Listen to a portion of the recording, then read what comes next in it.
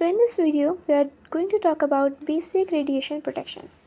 हम ये देख रहे हैं कि अब वक्त के साथ साथ मेडिकल इमेजिंग का इस्तेमाल बहुत ही ज़्यादा हो गया है और हम ये जानते हैं कि रेडिएशन कम्प्लीटली तौर पर हमारे लिए बेनिफिशियल नहीं होती, कहीं ना कहीं इनके हार्मफुल इफ़ेक्ट्स होते हैं और अगर इनकी डोज ज़्यादा हो तो हार्मफुल इफ़ेक्ट्स भी के होने के चांसेस भी बहुत ज़्यादा हो जाते हैं। तो लिहाजा इसलिए हमें पेशेंट्स के लिए भी और ख़ुद भी जो टेक्नोलॉजिस्ट हैं उनको भी चाहिए कि वो रेडिएशन प्रोटेक्शन के जो मेथड्स हैं उनको फॉलो करें, उनके जो प्रिंसिपल हैं उनको फॉलो करें और इसी से रिलेटेड हम जो है वो आगे बात करेंगे। Today the emphasis on radiation control in diagnostic radiology has shifted back to protection of patients. अब हमें कोशिश करनी है कि जो हमारे पेशेंट्स हैं उनको ज़्यादा से ज़्यादा प्रोटेक्ट किया जा सके, क्योंकि अब मेडिकल इमेजिंग का इस्तेमाल बहुत ही ज़्यादा हो गया है। Current studies suggest that even the low doses of X radiation used in routine diagnostic procedures may result in a small incidence of latent harmful effects। तो अब हमें देखने में आ रहा है कि जो कम से कम जो डोज दी भी जाती है वो भी क्या कर रही है, डायग्नोस्टिक प्रोसीजर्स में हम जो इस डोज को दे रहे हैं वो भी हार्मफुल इफ़ेक्ट्स को प्रोड्यूस करवा सकती है। हार्मफुल इफ़ेक्ट्स की अगर हम बात करें तो इसके अंदर हमारे पास मुख्तलिफ़ तरह के इफ़ेक्ट्स आते हैं, लाइक एक्यूट रेडिएशन सिंड्रोम हो गया, स्किन रिएक्शंस हो गए, इंक्रीज कैंसर रिस्क है, फीटल इफ़ेक्ट्स है, कैटरेक्ट है। बट ये डिपेंड करते हैं कि रेडिएशन की डोज हमने कितनी दी है, कितने टाइम पीरियड तक हम उसको देते आए हैं, रेडिएशन की टाइप कौन सी है और उस एरिया पे भी डिपेंड करता है बॉडी के जो कि उस रेडिएशन के में आया होता है। It is also well established that human fetuses are sensitive to X radiation early in pregnancy। तो अर्ली स्टेजेस जो होते हैं वो प्रेगनेंसी के, उनमें फीटस जो होता है वो बहुत ज़्यादा सेंसिटिव होता है, बर्थ डिफेक्ट के चांसेस ज़्यादा होते हैं, मिसकैरेज के चांसेस ज़्यादा होते हैं। इसलिए प्रेगनेंसी के अंदर, ख़ासतौर पे अर्ली प्रेगनेंसी के अंदर कम्प्लीटली जो है वो मना किया जाता है कि वो एक्सरे ना करवाएं।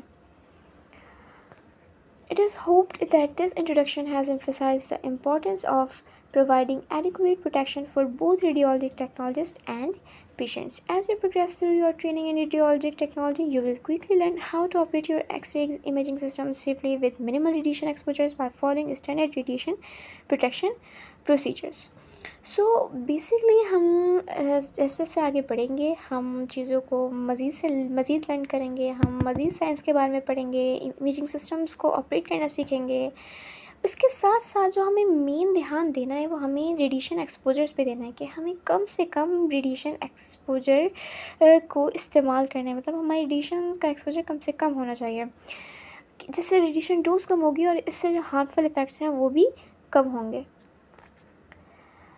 One caution is in order early in your training. After you have worked with X-ray imaging system, you will become so familiar with your work environment that you may become complacent about radiation control.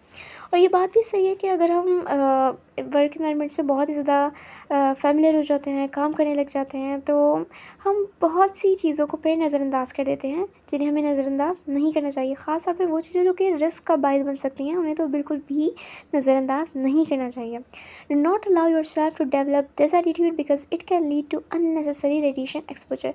और यही attitude अगर हमारे अंदर पैदा हो जाए, हम जो रेडिएशन प्रोटेक्शन के प्रिंसिपल्स हैं उनको अवॉइड करना शुरू कर दें, तो ये हमारे लिए काफ़ी ज़्यादा मुश्किल का बायस बन सकता है। Radiation protection must be an important consideration during each X-ray procedure.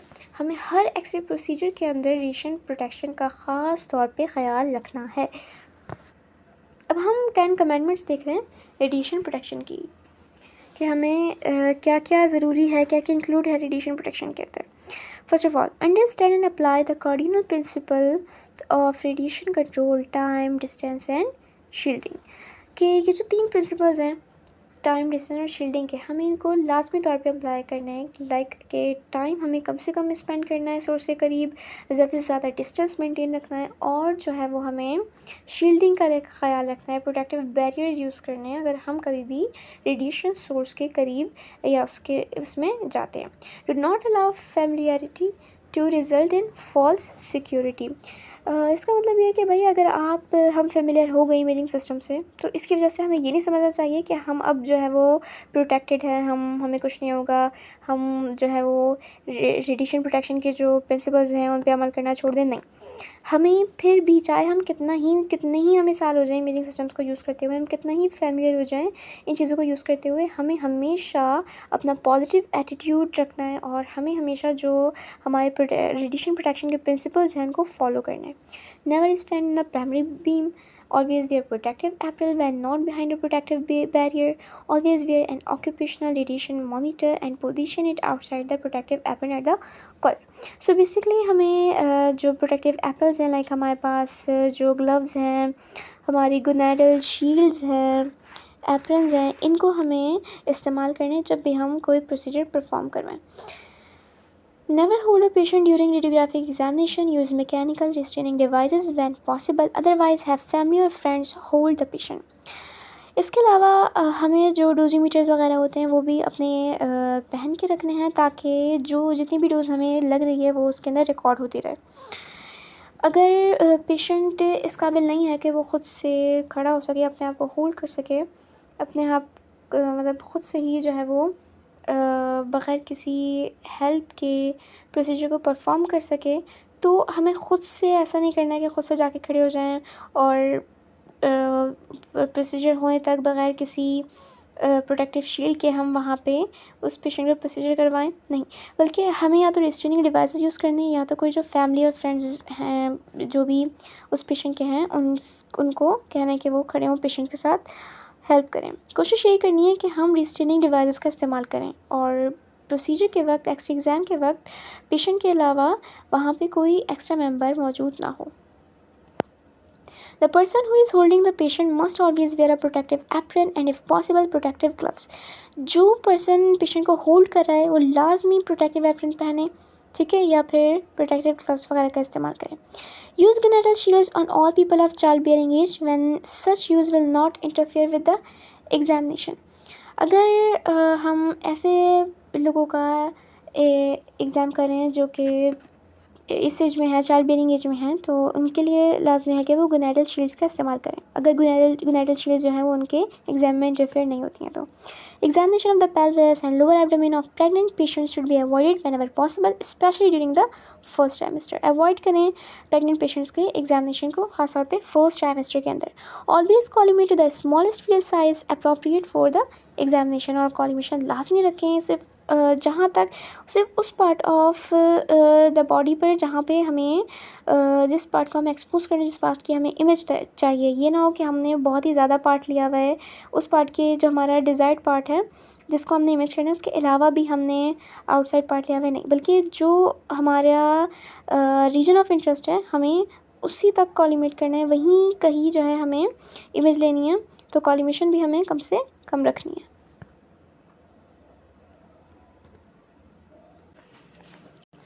I'll always practice Alara. Keep radiation exposures as low as reasonably achievable. Okay तो ये जो हमारे पास अलारा का प्रिंसिपल है, हमें ये फॉलो करना है। अलारा मतलब कि रेडिएशन एक्सपोजर को कम से कम करें without sacrificing the quality of the radiograph. Minimising radiation exposure to technologist and patients is easy if the radiation imaging systems designed for this purpose are recognized and understood. A brief description of some of the primary radiation protection devices follows। अच्छा जी, तो हमने एक तो radiation exposure को minimise करना है और इसके लिए हम 3 चीज़ों का लाजमी अपने ध्यान रखना है। एक तो टाइम, जो कि हमें कम से कम रखना है सोर्स से करीब, यानी कि टाइम कम से कम स्पेंड करना है जहाँ पे एक्सरे सोर्स मौजूद है। ज़्यादा से ज़्यादा डिस्टेंस रखना है, अगर हमारी एक्सरे सोर्स जो है वो वर्क कर रही है, एक्सरे बीम जहाँ पे चल रही है वहाँ से अपना फासला ज़्यादा से ज़्यादा रखना है और प्रोटेक्टिव बैरियर्स का इस्तेमाल करना है। इसके अलावा हमारे पास कुछ डिवाइसेस भी हैं जो कि हम एक्सरे की डोज को कम करने के लिए, एक्सपोजर को कम करने के लिए इस्तेमाल करते हैं अपने इमेजिंग सिस्टम्स के अंदर।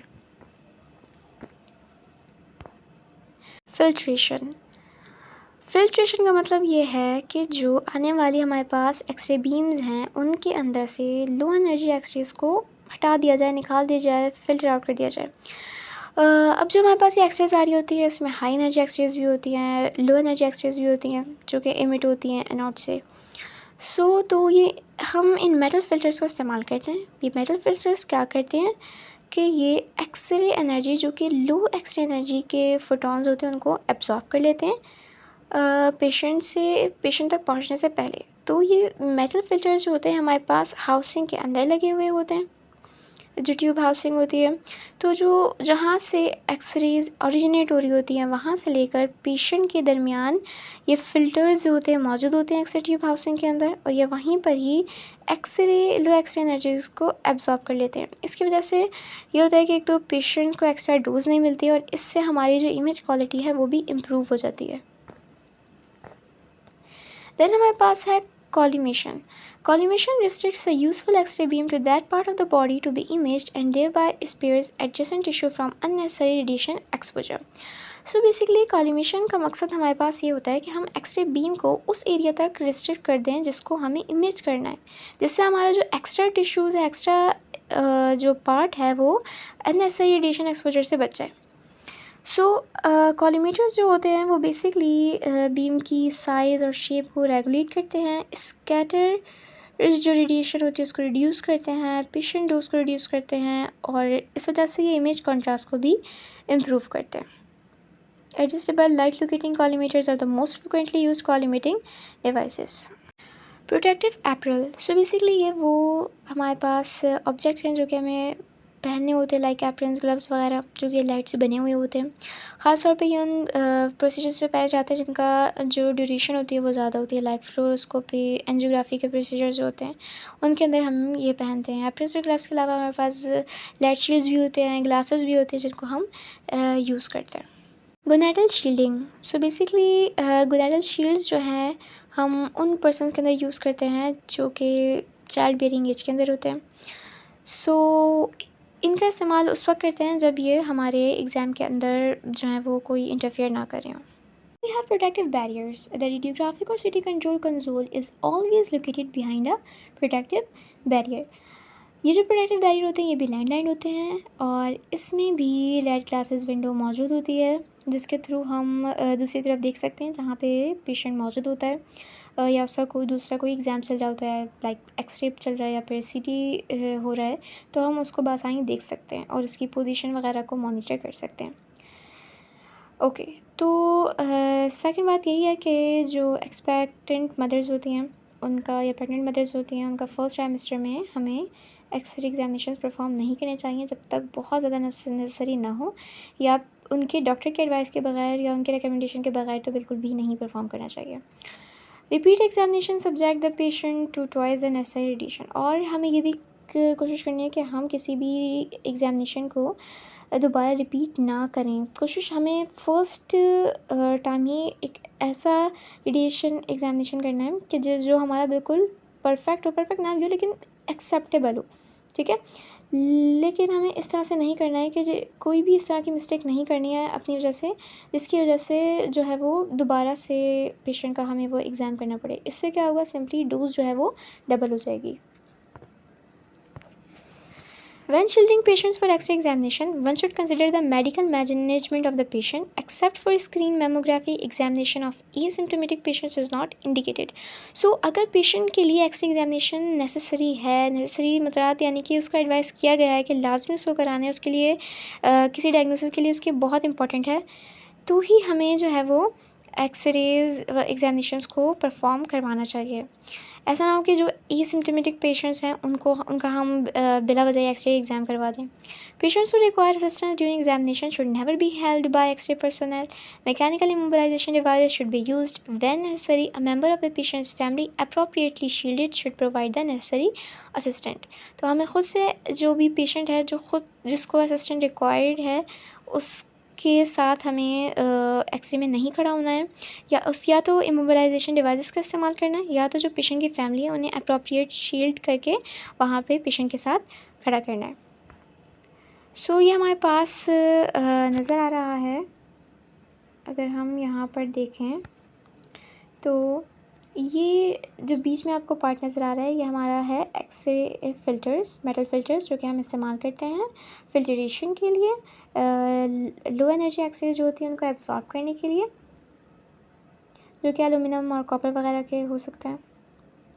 ये हमारे पास है कॉलीमीटर, ये है एप्रन, और ये हमारे पास है लेड ग्लव्स, ये हमारे पास है thyroid shield, this is protective barriers, जहाँ पे आप देख सकते हैं कि ये यहाँ पे ग्लास विंडो भी मौजूद है। और ये हमारे पास इमोबिलाइजेशन डिवाइस हैं, यूजुअली सीटी स्कैन वगैरह के लिए हम इस्तेमाल करते हैं, सीटी हेड वगैरह के लिए। And that's all for today, thank you.